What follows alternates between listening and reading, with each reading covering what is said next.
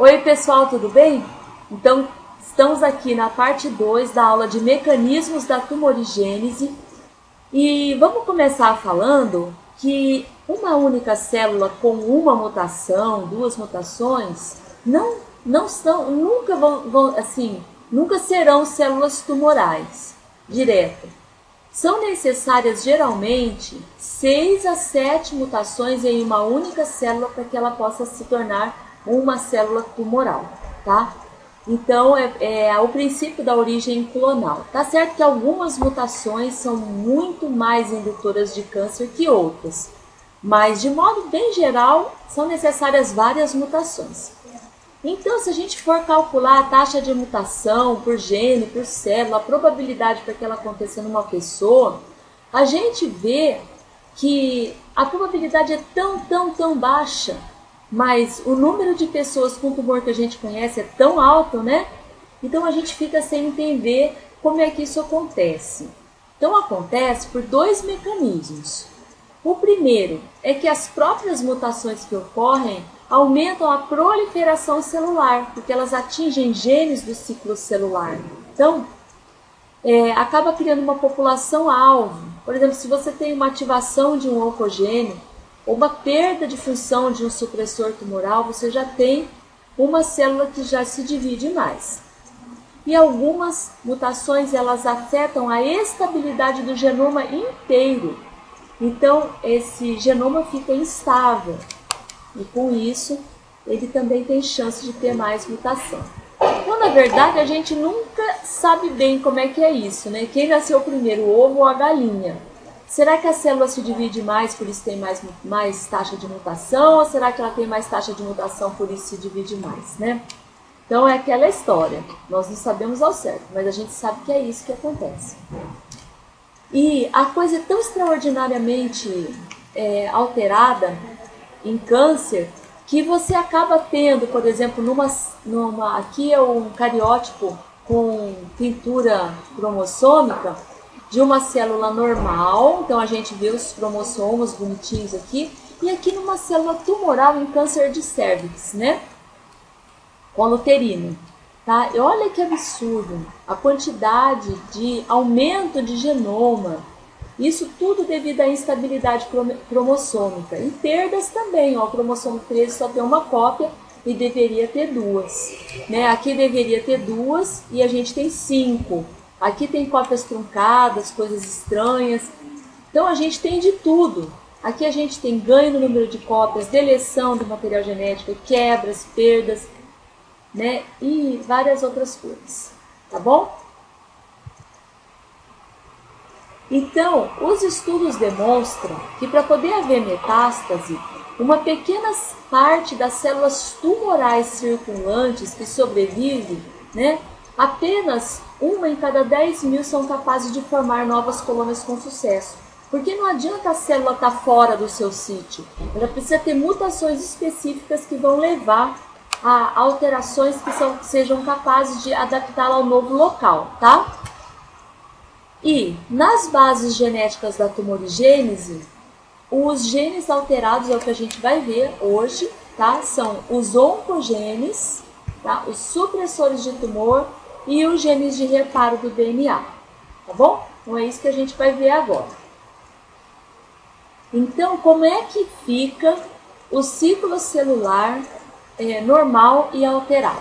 Então, no ciclo celular normal, a gente tem as fases do ciclo celular G1, S, G2 e mitose, tá?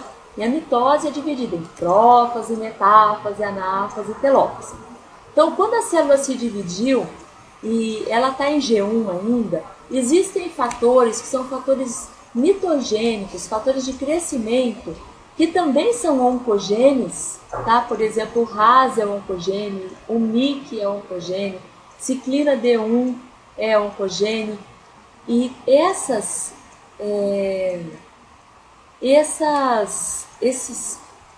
proteínas, elas acabam incentivando a célula a entrar no ciclo celular e se dividir, tá? Então, são substâncias que são produzidas que levam a célula à divisão celular, entrada na fase S, que vai duplicar o material genético. Só que aqui, entre G1 e S, a gente tem o ponto de checagem ou ponto de restrição, onde agem fatores antimitogênicos, que fala assim, agora para esse ciclo celular, vamos olhar se esse negócio está certo. Então são eles, principalmente o TP52 e o RB aqui, tá? Que vão fazer esse checkpoint entre a fase G1 e a fase S. Então os oncogenes, eles podem alterar a célula, né? Por 3 mecanismos, ou por mutação, ou por amplificação gênica, ou por rearranjo cromossômico. E importante a gente saber que uma única mutação no oncogene é suficiente para o seu efeito. Ela tem um efeito dominante, tá? Isso não quer dizer que vai virar câncer, tá? Porque para virar câncer são necessárias 6 a 7 mutações. Mas se acontece uma única mutação no oncogene, lembrando que nós somos 2N, então temos um cromossomo que recebemos da nossa mãe e um cromossomo que recebemos do nosso pai. Uma única mutação já é suficiente para dar o efeito. Se o efeito é levar à divisão celular, aí a célula vai se dividir mais, tá? Então, vamos exemplificar os 3 casos.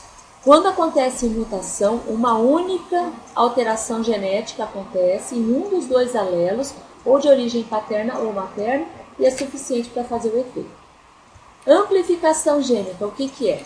É quando um gene ele faz múltiplas cópias. Então, por exemplo, isso é muito comum, MIC-N, né? É muito comum fazer os minúsculos duplos, que são várias cópias do mesmo gene. Então, por exemplo, se é um oncogene e uma única mutação é suficiente, imagina quantas mutações vão acontecer aqui, quantas alterações, vão acontecer aqui, quantos expressos são feitos para que você tenha uma ação ativada daquele oncogene, tá? Então é bem complicado.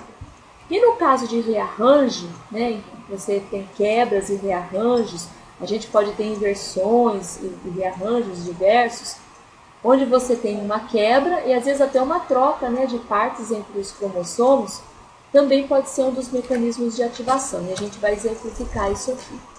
Então, lembra que eu falei que no caso de amplificação, a gente tem um dos exemplos é o oncogene MYC. Então, no caso do oncogene MYC, em neuroblastoma, que é um tipo de tumor que é derivado de células derivadas da crista neural, a gente tem esses vários minúsculos duplos aqui exemplificados, que estão corados aqui por Fish, mostrando que cada um desses vai produzir RNA mensageiro e proteínas para estímulo do ciclo celular, tá? Esses minúsculos duplos também podem se reunir numa região única, chamada região homogeneamente corada, com uma atividade oncogênica muito poderosa, tá?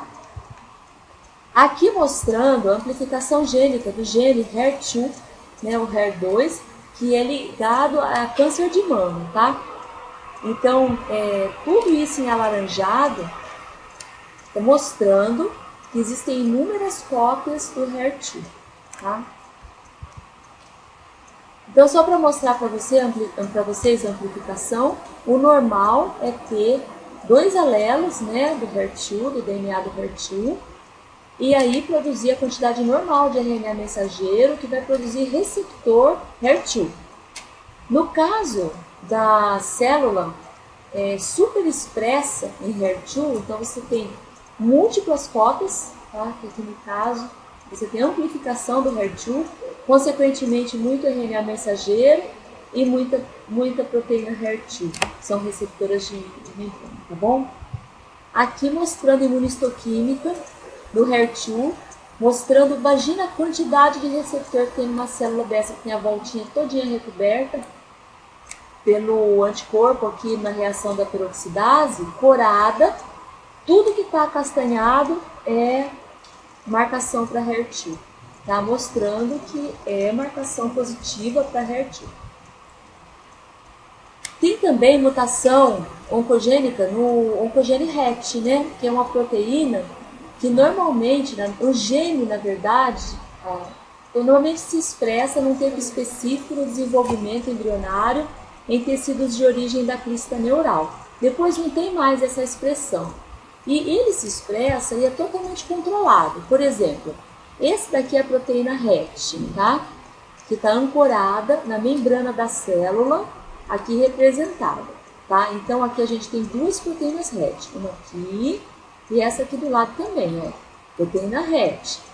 Essas proteínas RET são ancoradas em proteínas que são ligantes da família GFL e GFR alfa 1, que são essas amarelinhas aqui, que dão estabilidade e fazem a regulação. Então, na verdade, para poder haver uma sinalização intracelular, né, esse dímero que era separado tem que estar ancorado na membrana com ligantes da família GFL e GFR alfa, eles têm que formar um homodímero, e isso lá dentro da célula, na região intracelular, tem que reconhecer um substrato que dá uma ativação para a divisão celular. Isso é o normal.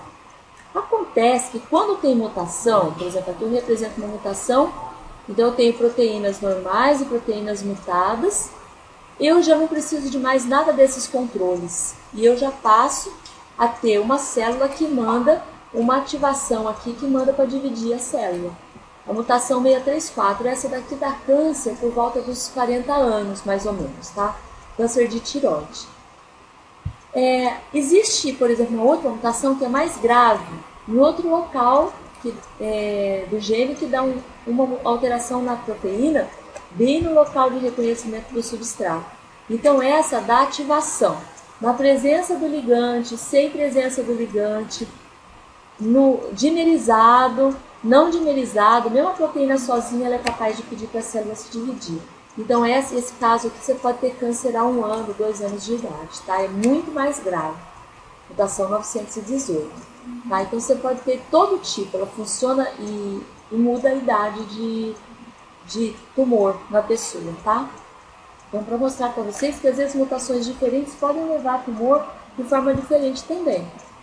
E esse mesmo oncogene RET é interessante porque, pelo fato de ter acontecido o acidente de Chernobyl, que foi 26 de abril de 1986, com uma quantidade de radiação liberada de 100 milhões de quills, né, que é igual a bomba atômica, tamanho médio, a área contaminada foi enorme, as vítimas apresentaram alterações genéticas e eu vou mostrar para vocês o que aconteceu.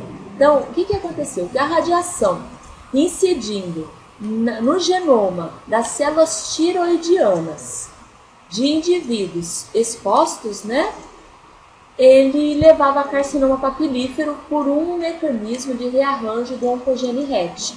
Então, só para mostrar, o gene RET está aqui representado e a proteína RET está aqui representada. Tá? Essa região é a região transmembrânica, é uma proteína transmembrânica.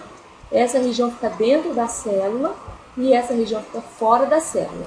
Então, cada exon, são divididos em 1 a 21 aqui, é responsável pela formação de um pedacinho da proteína. Tá? E aí, se eu tiver uma mutação, por exemplo, nessa região, eu vou ter uma alteração aqui. Se eu tiver uma mutação nessa região, eu vou ter uma alteração aqui, tá? Só para vocês terem uma ideia. Então, o que aconteceu? Essa proteína RET, ela sofreu inversões e translocações e formou proteínas. Então, o que aconteceu? O gene RET sofreu inversões e translocações, tá? E formou proteínas diferentes. Então, aqui é RET PTC1, onde você tem região extracelular com alterações, e aqui também RET PTC2, onde você tem translocação, aqui no caso entre o cromossomo 10 e o cromossomo 17. Tá? Aqui é uma inversão entre o cromossomo 10 com ele mesmo, tá? É um rearranjo, inversão paracêntrica, tá? Inversão paracêntrica. Então, só para vocês verem como é interessante isso. E o oncogene RET, né, ele faz parte de uma via de ativação do RAS, que é um oncogene importante também. Quando você tem o RET-PTC, ele perde o controle dos ligantes da família, né, dos GF, né, GNF, que eu mostrei para vocês, porque normalmente na célula normal ele está todo regulado, tem que formar dímero, tem que ter o ligante e tal, para poder fazer a sinalização. Quando ele está mutado, né, ele está alterado dessa forma, ele perde essa questão e passa a fazer constitutivamente a ativação para proliferação e sobrevivência. Então leva ao câncer. Tá? Aqui só para mostrar para vocês, esse estudo ele foi decisivo para mostrar que foi realmente a radiação que levou à formação desses RET-PTC, que são alterações. E por que dá essa coisa tão alterada? Porque existe a expressão constitutiva no RET-PTC, ele passa a ser produzido constitutivamente, tá? E aí você passa a ter de um tecido normal a um tecido tumoral, a um câncer. Aqui no caso de translocação, é o caso da leucemia mieloide crônica, tá? É uma translocação entre o cromossomo 9 e o cromossomo 22, envolvendo dois genes, o gene ABL e o gene BCR. E aqui você forma o que chamamos de cromossomo Filadélfia, que é um mix, né, do gene BCR e ABL. É interessante nesse caso, né, leva a leucemia mieloide crônica, porque você tem um pedaço do BCR e um pedaço do ABL. Então esse BCR-ABL ele tem ação oncogênica tirosina quinase, que é a divisão celular, tá? E é o produto da fusão de genes, o CABL, que tem a função tirosina quinase, no cromossomo 9, tá? Com o gene BCR, tá? No cromossomo 22, resultando num gene híbrido que codifica uma nova proteína chamada BCR-ABL, com 210 kilodaltons. Então isso daqui faz a célula se dividir e leva à leucemia mieloide crônica. Então aqui só para mostrar, antigamente era só no cariótipo, né? A gente identificava no olho mesmo, tá? Aqui é um pedaço do cromossomo 22 do cromossomo 9, tá? E aqui é o cromossomo 9 faltando. E aqui é o Filadélfia, né? O cromossomo Filadélfia. Um cromossomo todo diferente. Aqui outra técnica para ver a mesma coisa. A gente tem aqui o translocado, que é o BCR-ABL, tá? Que é uma translocação entre o cromossomo 9 e 22. E aqui o 9 e o 22 normais, tá? É um exame molecular esse por FISH em células em divisão, em metáfase. Mas dá para ver em células que não estão se dividindo também em intérfase, o que facilita muito o exame, tá? Facilita demais. E aí você consegue ver por biologia molecular. Tá? Outro exemplo de translocação específica ocorre entre o cromossomo X e o cromossomo 18, tá? Sarcoma sinovial, isso aqui está presente em 90% dos casos de sarcoma sinovial, e é importante porque ele muda o prognóstico e o tratamento e tudo, né, se tem essa translocação. É muito importante essa identificação, tá? Então, aqui mostrando a translocação X18 em sarcoma sinovial, mostrada por FISH aqui, com dois pontinhos juntos, tá? Entre o cromossomo X e o cromossomo 18. É um caso de rearranjo que leva a um tumor, tá? Tá vendo aqui os dois pontos juntos, mostrando que teve a translocação. Bom, então agora que a gente já viu supressor, que a gente já viu oncogene, vamos ver agora supressores de tumor. Tá? Então lembra que em oncogene é necessário um único evento em um dos dois alelos do indivíduo. Em supressor tumoral são necessários dois eventos, tá? Então, por exemplo, o indivíduo é normal, nos dois alelos acontece um evento, depois acontece outro. Parece incrível o raio cair duas vezes no mesmo lugar. Ou a pessoa já nasce com uma mutação e depois acontece um segundo evento, tá? Nesse caso, a gente tem também perda de um alelo, que pode levar à expressão dessa questão do supressor tumoral. Qual é a base disso? A base é que eu tenho produção de proteínas normais nos dois alelos, e aí eu perco. Então, o supressor tumoral é aquele que perde a função, lembra? Então, por isso que precisa ter os dois alelos. Tem que ter a perda de heterozigosidade, que é esse fenômeno aqui.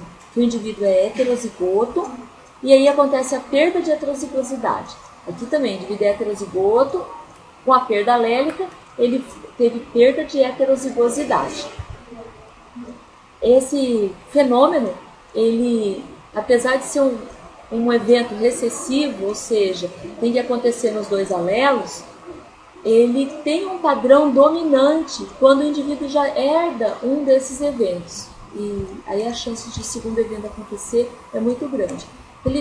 Aqui, Knudson, que é esse senhor aqui, médico, ele que descreveu a hipótese dos dois passos da carcinogênese. E foi descrito também que existem duas formas de retinoblastoma, que é câncer de retina, tá? Forma esporádica e a forma familiar. Na forma esporádica, o indivíduo tem que fazer o fenômeno nos dois alelos, tá? Ambos têm que ser mutados. Ele nasce normal, aí tem um evento, depois tem o segundo evento. Na forma familiar, ele já herda um dos eventos acontecendo e tem que ter perda de heterozigosidade. Aqui só para mostrar os dois olhos do bebezinho, né? E um olho com tumor de retina. Isso é muito observado quando a gente vai ter festinha de aniversário e aparece aquele olho branco da criança, tá? Aqui, né, o tumor se manifestando. Tá? Mostrando aqui, a forma familiar se apresenta num heredograma de padrão dominante, apesar de ser um fenômeno recessivo. E aqui a forma esporádica, quando acontece, né, aparece diferente. Então, existem algumas descrições desse tipo de alteração molecular, tá? Aqui mostrando por deleção, o indivíduo cromossomo normal, está no cromossomo 13, isso, tá? Tem a região do RB1, é uma proteína importante para o ciclo celular, tá? E aí você tem a perda nesse. Então, quer dizer que você tem os dois alelos, um normal e um mutado, tá? Aqui mostrando, por sequenciamento, um indivíduo heterozigoto, aqui ó, heterozigoto, aqui T com C, ó, T com C, tá? Para mutação. E aqui também um heterozigoto, tá bom? Vou mostrar para vocês. Então, segundo o evento de Knudson, a teoria de Knudson, a hipótese dele dos dois hits, ou dois eventos, tem o primeiro evento herdado e a mutação, né? Nas células somáticas, todo o corpo assim, tá? E aí, um segundo evento acontece nas células da retina, que vão dar retinoblastoma. Então, o primeiro passo é uma mutação germinativa, e o segundo passo, né, uma perda gênica, alguma alteração que leva à perda do RB, tá? Que é um supressor de tumor que age lá no ponto de checagem entre G1 e S do ciclo celular. Então, o retinoblastoma tem LO, que é perda de heterozigosidade, 40% hereditário, bilateral, presente em 1 a cada 20 mil crianças. E o gene responsável é o gene RB1, que está no cromossomo 13. Tá? Outros exemplos de perda de heterozigosidade é a síndrome de Li-Fraumeni, que está no cromossomo 17, no gene TP53, e que dá cânceres familiares raros. Tem também neurofibromatose tipo 1, que o gene responsável é o NF1, que está no cromossomo 17. Câncer de mama, BRCA1, BRCA2, tá?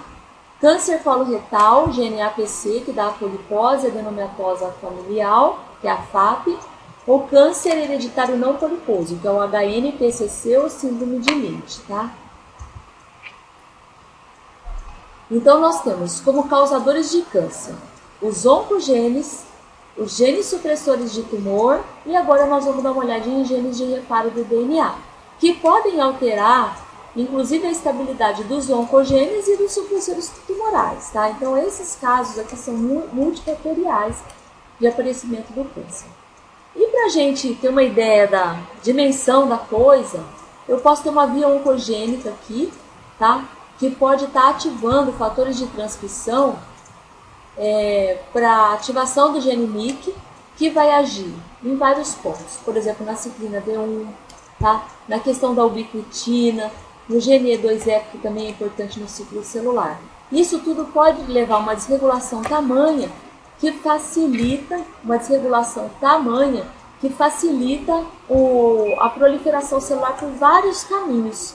Por exemplo, se desregular por aqui, ciclina D1, ativação de G1-CDK, fosforilação da RB, ativação do ciclo celular, entrada na fase S. A mesma coisa aqui, degradação de P27, ativação de G1S-CDK, fosforilação de RB, entrada na fase S. E2E ativado, entrada na fase S. Então, parece que é uma coisa incrível o tumor. Então, existem vários artigos, né? Tem uma revisão boa sobre reparo de DNA, tá? É uma revista de 2015, tá? Que mostra como os genes MLH1, MSH2, MSH6, PMS2, eles podem resultar em síndromes hereditárias tumorais como a síndrome de Lynch, que é um tipo de câncer intestinal hereditário sem polipose coloretal, tá?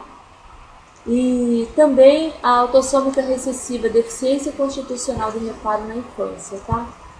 Então, é bem legal essa revisão, e aí mostra que quando uma dessas proteínas está afetada, afeta o reparo inteiro e pode levar ao câncer. Existem outros genes de reparo que podem ser muito importantes, inclusive na resposta à radioterapia, tá? Então, tem um gene chamado ERCC1, que é uma nuclease de excisão de nucleotídeo que atua através da formação de um heterodímero com outra molécula de reparo, chamada XPD, que é conhecida também como ERCC2, que está envolvida também no caso de xeroderma pigmentoso, onde a pessoa tem uma hipersensibilidade à luz solar para câncer de pele, tá? Então, o processo de excisão, por exemplo, quando você faz, como um quimioterápico, né? Se ele for muito eficiente, o indivíduo não vai ficar bom do tumor dele, tá? Apesar dele ter, quando ele tem um reparo bom, ele tem menor risco de tumor, por outro lado, ele também tem um maior risco de ter a quimioterapia dele que não funciona bem, tá? Então, aqui mostrando adultos de DNA provocados pelo uso de cisplatina, que é um quimioterápico, formando aqui adultos de DNA cruzados entre fitas, numa única fita ou numa única cromátide. Aqui o xeroderma pigmentoso, mostrando um indivíduo cheio de pintinhas onde ele tomou sol, tá? Existe o fotorreparo, né? E aqui as dímeros de timina sendo formadas, que são alterações, né, moleculares, tá? E em câncer de boca, né, mostrando aqui o processo de tumorigênese. Então, aqui uma mucosa normal, uma mucosa hiperplásica, displásica, em um indivíduo que é tabagista e etilista. Então, o que acontece quando o indivíduo bebe, quando o indivíduo fuma? Então, um tecido normal, ele fica com regiões com alterações de hiperplasia ou displasia, que podem, em sucessivos passos, dar origem a um carcinoma invasivo, tá? Então, mostrando aqui as alterações. Então, quais as alterações que aconteceram aqui? Inativação de P16, tá? Então, houve perda de heterozigosidade, LO, do P16, que é um supressor tumoral. E depois teve uma mutação em P53 com LO, tá? Mesma coisa. Depois teve amplificação de disciplina D1. Então, lembra que eu falei que precisam de muitos eventos para acontecer câncer? Então, mesmo que o indivíduo tenha, por exemplo, câncer aqui, todo o campo, porque ele bebe e fuma, é cancerizado, tá? Então aqui aconteceu de tudo, né? Todos os eventos que eu já citei aqui. Ó, perda de heterozigosidade de P16. Então era heterozigoto, perdeu a heterozigosidade. Perda de heterozigosidade de P53. Era heterozigoto, perdeu a heterozigosidade. Aqui ciclina D1 amplificou, tá? A amplificação mostrada aqui também. E assim por diante para dar origem ao tumor, tá bom? Então, os estudos falam que a inativação da P16 em queratinócitos, que são células que produzem queratina, né? Pode dar perda de envelhecimento, perda de senescência, aí não morre, tá? E a perda de mutações no P53, né, são vistas em muitos tumores, inclusive em câncer de cabeça e pescoço, 50% deles tem mutação no P53, tá? Então aqui mostrando, né, esse artigo mostra bem, um artigo antigo, mas que já está descrito há bastante tempo. Então quando a gente fala que o câncer é uma doença genética da célula, realmente, né, quantos eventos genéticos e epigenéticos são relatados. E eu nem falei de epigenética aqui, né? Tá bom? Então é isso, pessoal. Um beijo para vocês. Até a próxima. Tchau.